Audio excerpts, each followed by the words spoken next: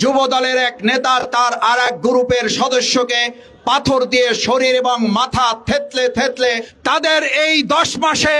প্রায় 2 শতাধিক খুনের কারণে কোন সন্ত্রাসীর সাথে জোট করবে না, কোন দখলদারদের সাথে জামাত ইসলামী জোট করার জন্য অপেক্ষা করছে না। গত 9 তারিখে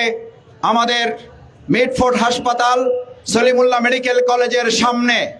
একজন গ্রুপ এক দলের চাঁদা তোলা এবং আরেক দলের চাঁদা দাবি আদায়কে কেন্দ্র করে দুই পক্ষের মধ্যে নৃশংস যে হত্যাকাণ্ড হয়েছে, 2006 সালের লগি বৈঠার মাধ্যমে যে হত্যা, লাশের উপরে যে নৃত্য করা, সেই নৃত্য করাকেও গত 9 তারিখে মিটফোর্ডের সামনে যুব দলের এক নেতা তার আর এক গ্রুপের সদস্যকে পাথর দিয়ে শরীর এবং মাথা থেতলে থেতলে তার লাশের উপরে নৃত্য করার দৃশ্য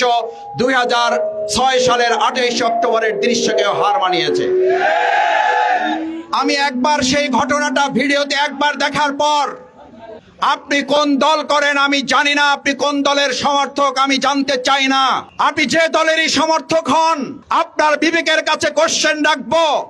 আপনি মিটফোর্ড এবং সলিমুল্লাহ মেডিকেলের সামনে হত্যাকাণ্ডের দৃশ্যটা 1 সেকেন্ড, 2 সেকেন্ড, 3 সেকেন্ড দেখার পর 5 সেকেন্ড আপনি ওটা দেখতে পারবেন না।